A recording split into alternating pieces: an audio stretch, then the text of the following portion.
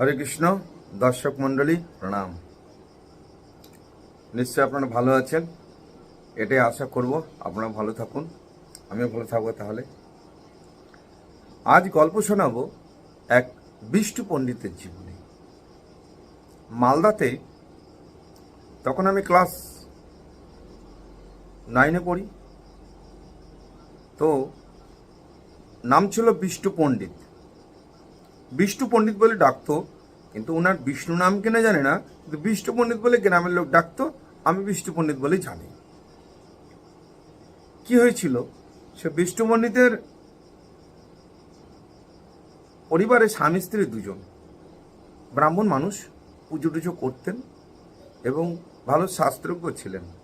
উনি খুব সুন্দর বেদ পাঠ করতে পারতেন, ভালো পুজো টুজো করতে পারতেন।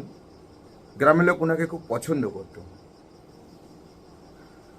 তো তেমন একটা ব্রাহ্মণের সঙ্গে আমার উঠা বসা ছিল না, কিন্তু ব্রাহ্মণকে আমরা সম্মান করি, প্রণাম করি। গ্রামে পুজো টুজো করতে আসে, দান দক্ষিণা দেয়, ঘন্টা বাজায়, পুজো করে ব্রাহ্মণ মানুষ, এইটুকুই জানি। উনার দুর্ভাগ্য হয়েছিল কি, গ্রামের শেষ মাথায় উনার বসত বাড়ি ছিল। আর উনার যেখানে বাড়িটা ছিল, তো প্রচুর তাল গাছ ছিল। ওই বাড়ির একটা পুকুর ছিল বাড়ির পাশে, সেই পুকুরের পাশে প্রচুর তাল গাছ ছিল, বড় বড় তাল গাছ। তো গ্রামের লোকেরা তাল কুড়াতে যেত, আমরাও তাল কুড়াতে যেতাম। আমরা গ্রামগঞ্জের মানুষ, আমরা তাল খেতে ভালোবাসি, তালের পিঠে খেতে ভালোবাসি, নানাবিধ তালের পিঠে আমরা ভাজতে পারতাম, আমরা যেতাম। তো ঘটনা হয়েছিল কি, সে ব্রাহ্মণের কোনো ছেলে ছিল না, কোনো মেয়ে ছিল না। তো সে ব্রাহ্মণের স্ত্রী খুব অসুস্থ, রোগ ভুগে একদিন ব্রাহ্মণী মারা যায়। তো সে ব্রাহ্মণ তার স্ত্রীকে অনেক ডাক্তার দেখিয়েছিল, অনেক চিকিৎসা করেছিল। কোনোই মানুষ চায় না যে বৃদ্ধ বয়সে তার স্ত্রী বিয়োগ হোক বা স্ত্রী হারা হোক। আমি এই নিয়ে একটা গল্প আপনাদের শোনাবো, যে অল্প বয়সে বউ হারা হলে কি হতে পারে। অল্প বয়স মানে মধ্য বয়সে, এর একটা ঘটনা আমি জানি, বলবো। আজ বিষ্টু পণ্ডিতের কথা যেহেতু বলছি, তো বিষ্টু পণ্ডিতের গৃহিণী আর রক্ষা পেলেন না, মারা গেলেন। আষাঢ় মাস, প্রচণ্ড মেঘ ডাকছে, খুব বৃষ্টি হয়েছে, সন্ধ্যা থেকে বৃষ্টি হয়েছে, বিকেল থেকে বৃষ্টি হয়েছে আর কি। তো হঠাৎ আমি শুনলাম, সেই সময় তার ফোনের যুগ নয়, টেলিফোন ছিল। টেলিফোন সবার কি আর আছে বর্দা? নেই। গ্রামে খবর পেলাম বিষ্টু পণ্ডিতের গৃহিণী মারা গেছে। তো মারা গেছে, মানুষ কেউ মরে গেলে আমার না ভিতরটা যেন কেমন করে।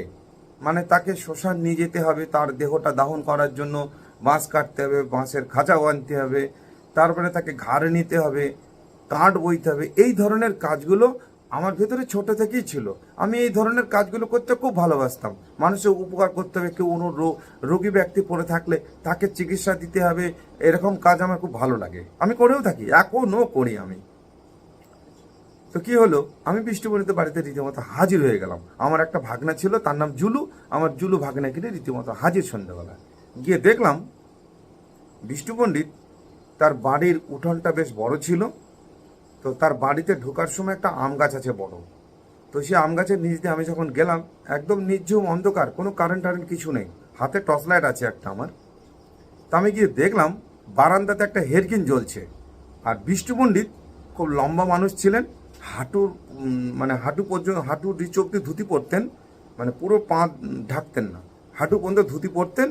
আর খুব পরিষ্কার ছিলেন, আর লম্বা ছিল মানুষটা, খুব সুন্দর দেখতে ছিল, দর্শনদারী, মানে ব্রাহ্মণ দেবতার মতো দেখতে।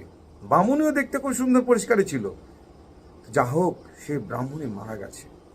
তো গিয়ে দেখলাম ব্রাহ্মণ ওই বাড়ির যে বারান্দা আছে, বারান্দা যে যাকে বলে চাল, মানে টিনেরই চাল, টালের চাল। তো ব্রাহ্মণ ওই বাঁশটা ধরে এইভাবে দাঁড়িয়ে আছে, বাঁকা হয়ে দাঁড়িয়ে আছে। তো আমি গিয়ে বললাম, বামুন মশাই কি হয়েছে? তো বলে, খবর পাওনি?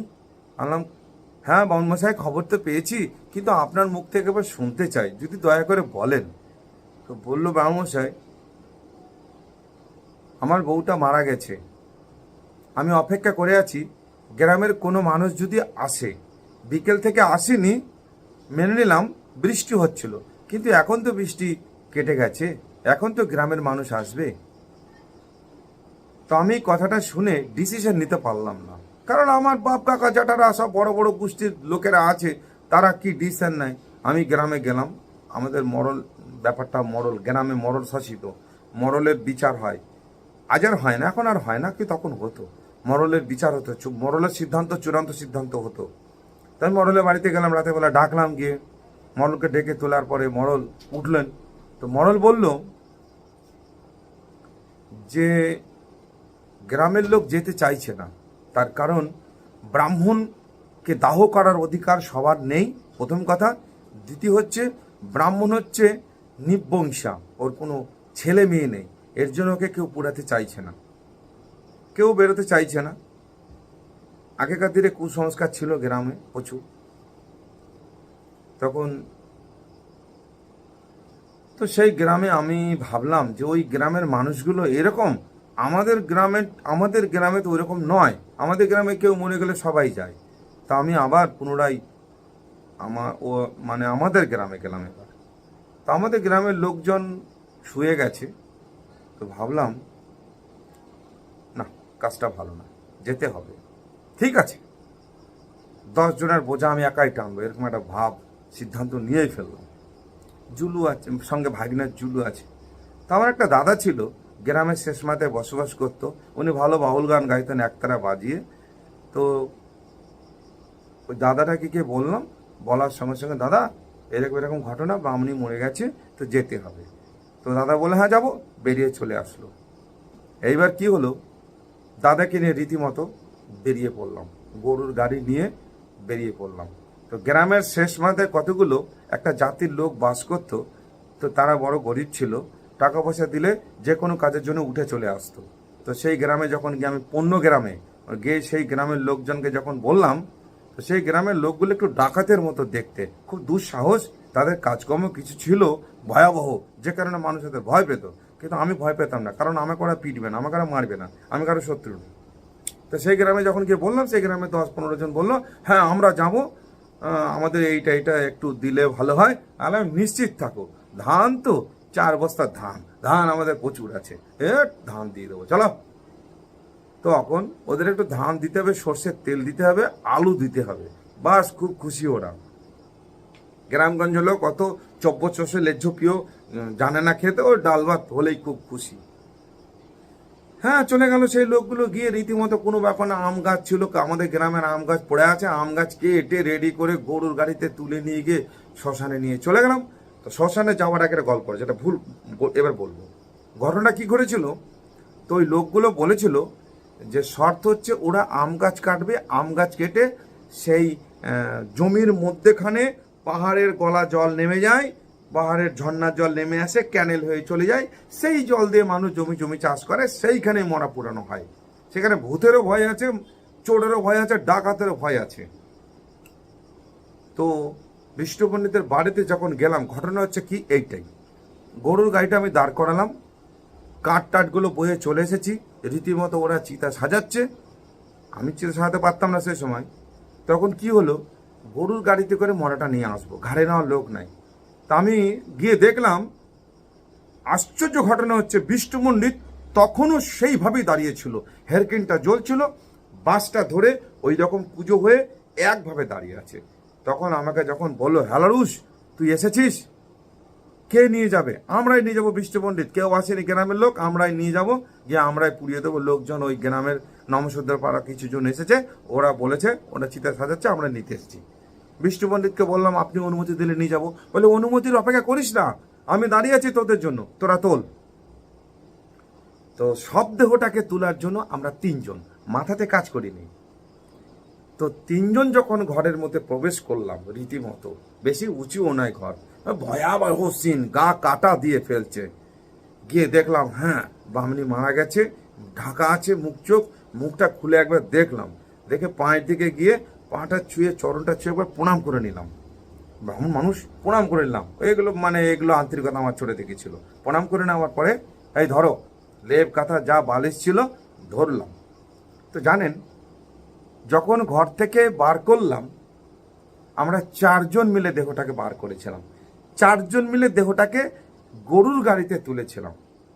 তারপরে আমার দাদা আর আমার ভাগনা গাড়িতে উঠে বসলো, আর আমি গরু গাড়ি চালাচ্ছি। আর বামন বললো আমি হেঁটে যাবো, হের কিনে বামন পিছে পিছে আসতে লাগলো। আর গরুগুলো বড় বড় চোখ করে তাকাচ্ছে, গরুগুলো হোঁ হোঁ করছে। গরুগুলো রাতের বেলা ওই যে দেহটা নিয়ে যাব রাজি নয়, বাড়ির গরু তো রাজি নয়, খুশি নয়। মানে রাতের বেলা নিয়ে গেছি, বাড়ির গরু রাতের বেলা নেই, দিনের বেলা নেই, ওরা কথা শুনবে, কিন্তু সেই দিন গরু যেন কথা শুনতে চাইছে না। গরুগুলো সেখানে লড়াই করে নিতে হচ্ছে। গরু মোটেও আমার কথা শুনছে না, আর গরু চারিদিকে তাকাচ্ছে, হোঁ হোঁ করছে। মানে গরু যেন কিছু দেখতে পাচ্ছে, ভূত প্রেত। গরু ভূত প্রেত দেখতে পায়, কুকুর ভূত প্রেত দেখতে পায়। ওদের চোখের মধ্যে এমন একটা জিনিস আছে, এমন সেন্সার আছে, ওরা ভূত প্রেত দেখতে পায়। কিন্তু আমরা আমাদের এই চোখ দিয়ে দেখতে পাবো না। আমরা আমাদের চোখ দিয়ে যদি অনুভব না করতে পারি, কিন্তু পশুরা অনুভব করতে পারে। এটা কিন্তু বাস্তব। গরু তো একদম গরুর গাড়িতে তুলে দিলাম। তো যেতে যেতে জানেন, কিছু দূর যাওয়ার পর আমি জিজ্ঞেস করলাম, দাদা মরাটা যখন বার করেছিলাম 4 জন ছিলাম, এখন আমরা 3 জন কেন? ওই তৃতীয় ব্যক্তিটা কে ছিল? আমার দাদাও বলতে পারছে না তৃতীয় ব্যক্তি, চতুর্থ ব্যক্তিটা কে। আমার ভাগ্নাকে জিজ্ঞেস করলাম, ভাগ্না আমরা তো 3 জন, কিন্তু সব দেহটা তুলেছিলাম আমরা 4 জন, তো চতুর্থ ব্যক্তিটা কে? আমার ভাগ্নাও বলতে পারছে না, কিন্তু আমার মাথাতে ঘুরপাক করছে। ওই ব্যক্তিটা কে? ওই ব্যক্তিটাকে আমি আজও সন্ধান করতে পারিনি। ওই চতুর্থ ব্যক্তিটা কে ছিল, যে সব দেহটাকে ধরে গরুর গাড়িতে তুলেছিল। তো এমন কিছু ঘটনা জীবনে ঘটে গেছে, আশ্চর্য ঘটনা যে ঘটে গেছে, তো এখনো সেটা আমি অনুমান লাগাতে পারিনি চতুর্থ ব্যক্তিটা কে ছিল। তো এখন দুনিয়া চেঞ্জ হয়েছে, .com-এর যুগ চলেছে, 5G স্পিড চলছে, এখন তো চারিদিকে লাইটে লাইট হয়ে গেছে। তো এখনো ভৌতিক কিছু ঘটনা যেখানে সেখানে লাইটের মধ্যেও ঘটে। কোনো কোনো ভূত ধরতে শ্মশানে যায় দাদা, শ্মশানে যেতে হবে না। আশেপাশে গ্রামগঞ্জে যেখানে সেখানে আছে প্রেতাত্মা। কোনো কোনো প্রেতাত্মা খুব শক্ত স্ট্রং, তারা জেগে ওঠে।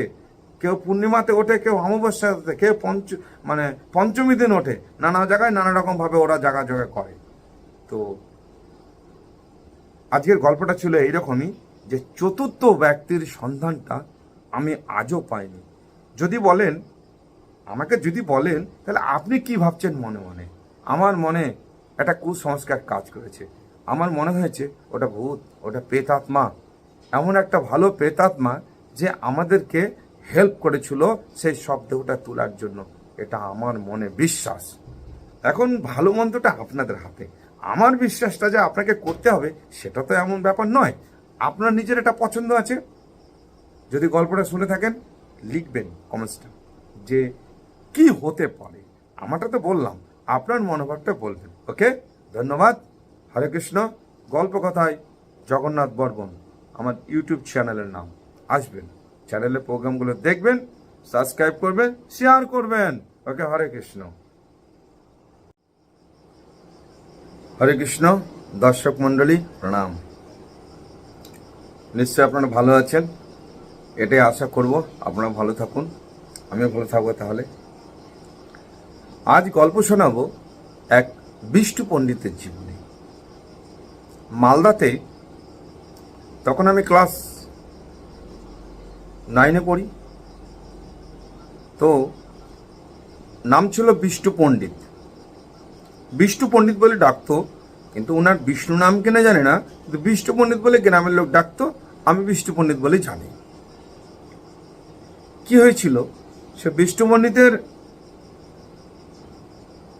পরিবারে স্বামী স্ত্রী 2 জন, ব্রাহ্মণ মানুষ, পুজো টুজো করতেন এবং ভালো শাস্ত্রজ্ঞ ছিলেন। উনি খুব সুন্দর বেদ পাঠ করতে পারতেন, ভালো পুজো টুজো করতে পারতেন। গ্রামের লোক ওনাকে খুব পছন্দ করত। তো তেমন একটা ব্রাহ্মণের সঙ্গে আমার উঠা বসা ছিল না, কিন্তু ব্রাহ্মণকে আমরা সম্মান করি, প্রণাম করি। গ্রামে পুজো টুজো করতে আসে, দান দক্ষিণা দেয়, ঘন্টা বাজায়, পুজো করে বামুন মানুষ, এইটুকুই জানি। উনার দুর্ভাগ্য হয়েছিল কি, গ্রামের শেষ মাথায় উনার বসত বাড়ি ছিল। আর উনার যেখানে বাড়িটা ছিল তো প্রচুর তাল গাছ ছিল। ওই বাড়ির একটা পুকুর ছিল বাড়ির পাশে, সেই পুকুরের পাশে প্রচুর তাল গাছ ছিল, বড় বড় তাল গাছ। তো গ্রামের লোকেরা তাল কুড়াতে যেত, আমরাও তাল কুড়াতে যেতাম। আমরা গ্রামগঞ্জের মানুষ, আমরা তাল খেতে ভালোবাসি, তালের পিঠে খেতে ভালোবাসি, নানাবিধ তালের পিঠে আমরা ভাজতে পারতাম, আমরা যেতাম। তো ঘটনা হয়েছিল কি, সে ব্রাহ্মণের কোনো ছেলে ছিল না, কোনো মেয়ে ছিল না। তো সে ব্রাহ্মণের স্ত্রী খুব অসুস্থ, রোগ ভুগে একদিন ব্রাহ্মণী মারা যায়। তো সে ব্রাহ্মণ তার স্ত্রীকে অনেক ডাক্তার দেখিয়েছিল, অনেক চিকিৎসা করেছিল। কোনোই মানুষ চায় না যে বৃদ্ধ বয়সে তার স্ত্রী বিয়োগ হোক বা স্ত্রী হারা হোক। আমি এই নিয়ে একটা গল্প আপনাদের শোনাবো, যে অল্প বয়সে বউ হারা হলে কি হতে পারে। অল্প বয়স মানে মধ্য বয়সে, এর একটা ঘটনা আমি জানি, বলবো। আজ বিষ্ণুপণ্ডিতের কথা যেহেতু বলছি, তো বিষ্ণুপণ্ডিতের গৃহিণী আর রক্ষা পেলেন না, মারা গেলেন। আষাঢ় মাস, প্রচণ্ড মেঘ ডাকছে, খুব বৃষ্টি হয়েছে, সন্ধ্যা থেকে বৃষ্টি হয়েছে, বিকেল থেকে বৃষ্টি হয়েছে আর কি। তো হঠাৎ আমি শুনলাম, সেই সময় তার ফোনের যুগ নয়, টেলিফোন ছিল। টেলিফোন সবার কি আর আছে বর্দা? নেই। গ্রামে খবর পেলাম বিষ্ণু পণ্ডিতের গৃহিণী মারা গেছে। তো মারা গেছে, মানুষ কেউ মরে গেলে আমার না ভিতরটা যেন কেমন করে, মানে তাকে শ্মশান নিয়ে যেতে হবে, তার দেহটা দাহন করার জন্য বাঁশ কাটতে হবে, বাঁশের খাঁচা বাঁধতে হবে, তারপরে তাকে ঘাড়ে নিতে হবে, কাঠ বইতে হবে। এই ধরনের কাজগুলো আমার ভেতরে ছোট থেকেই ছিল। আমি এই ধরনের কাজগুলো করতে খুব ভালোবাসতাম। মানুষের উপকার করতে হবে, কেউ কোনো রোগী ব্যক্তি পড়ে থাকলে তাকে চিকিৎসা দিতে হবে, এরকম কাজ আমার খুব ভালো লাগে, আমি করেও থাকি, এখনও করি আমি। তো কি হলো, আমি বিষ্ণুপণ্ডিতের বাড়িতে রীতিমতো হাজির হয়ে গেলাম। আমার একটা ভাগনা ছিল, তার নাম জুলু। আমার জুলু ভাগনা কিনে রীতিমতো হাজির সন্ধ্যাবেলা। গিয়ে দেখলাম বিষ্ণুপণ্ডিত, তার বাড়ির উঠোনটা বেশ বড় ছিল। তো তার বাড়িতে ঢোকার সময় একটা আম গাছ আছে বড়। তো সেই আম গাছের নিচ দিয়ে আমি যখন গেলাম, একদম নির্ঝুম অন্ধকার, কোনো কারেন্ট কিছু নেই, হাতে টর্চ লাইট আছে একটা আমার। তা আমি গিয়ে দেখলাম বারান্দাতে একটা হেরকিন জ্বলছে। আর বিষ্ণু পণ্ডিত খুব লম্বা মানুষ ছিলেন, হাঁটু পর্যন্ত, হাঁটু নিচ অব্দি ধুতি পরতেন, মানে পুরো পা ঢাকতেন না, হাঁটু পর্যন্ত ধুতি পরতেন। আর খুব পরিষ্কার ছিলেন, আর লম্বা ছিল মানুষটা, খুব সুন্দর দেখতে ছিল, দর্শনদারী, মানে ব্রাহ্মণ দেবতার মতো দেখতে। বামুনিও দেখতে খুব সুন্দর পরিষ্কারই ছিল। যা হোক, সে ব্রাহ্মণী মারা গেছে। তো গিয়ে দেখলাম ব্রাহ্মণ ওই বাড়ির যে বারান্দা আছে, বারান্দা যে যাকে বলে চাল, মানে টিনেরই টালের চাল। তো ব্রাহ্মণ ওই বাঁশটা ধরে এইভাবে দাঁড়িয়ে আছে, বাঁকা হয়ে দাঁড়িয়ে আছে। তা আমি গিয়ে বললাম, বামুন মশাই কি হয়েছে? তো বলে, খবর পাওনি? আনলাম, হ্যাঁ বামুন মশাই, খবর তো পেয়েছি, কিন্তু আপনার মুখ থেকে এবার শুনতে চাই, যদি দয়া করে বলেন। তো বলল, বামুন মশাই, আমার বউটা মারা গেছে, আমি অপেক্ষা করে আছি গ্রামের কোনো মানুষ যদি আসে। বিকেল থেকে আসেনি, মেনে নিলাম বৃষ্টি হচ্ছিল, কিন্তু এখন তো বৃষ্টি কেটে গেছে, এখন তো গ্রামের মানুষ আসবে। তো আমি কথাটা শুনে ডিসিশন নিতে পারলাম না, কারণ আমার বাপ কাকা জ্যাঠারা সব বড় বড় গোষ্ঠীর লোকেরা আছে, তারা কি ডিসিশন নেয়। আমি গ্রামে গেলাম, আমাদের মরল ব্যাপারটা, মরল গ্রামে মরল শাসিত, মরলের বিচার হয়। আজ আর হয় না, এখন আর হয় না, কি তখন হতো, মরলের বিচার হতো, মরলের সিদ্ধান্ত চূড়ান্ত সিদ্ধান্ত হতো। তাই মরলের বাড়িতে গেলাম, রাতের বেলা ডাকলাম, গিয়ে মরলকে ডেকে তোলার পরে মরল উঠলেন। তো মরল বলল যে গ্রামের লোক যেতে চাইছে না, তার কারণ ব্রাহ্মণকে দাহ করার অধিকার সবার নেই, প্রথম কথা। দ্বিতীয় হচ্ছে, ব্রাহ্মণ হচ্ছে নির্বংশা, ওর কোনো ছেলে মেয়ে নেই, এর জন্য ওকে কেউ পুরাতে চাইছে না। কেউ বেরোতে চাইছে না। আগেকার দিনে কুসংস্কার ছিল গ্রামে প্রচুর। তখন তো সেই গ্রামে আমি ভাবলাম যে ওই গ্রামের মানুষগুলো এরকম, আমাদের গ্রামে তো ওইরকম নয়। আমাদের গ্রামে কেউ মরে গেলে সবাই যায়। তা আমি আবার পুনরায় আমাদের গ্রামে গেলাম এবার। তো আমাদের গ্রামের লোকজন শুয়ে গেছে। তো ভাবলাম না, কাজটা ভালো না, যেতে হবে। ঠিক আছে, 10 জনের বোঝা আমি একাই টানবো, এরকম একটা সিদ্ধান্ত নিয়েই ফেললাম। জুলু আছে সঙ্গে, ভাগিনার জুলু আছে। তো আমার একটা দাদা ছিল, গ্রামের শেষ মাথায় বসবাস করতো। উনি ভালো বাউল গান গাইতেন একতারা বাজিয়ে।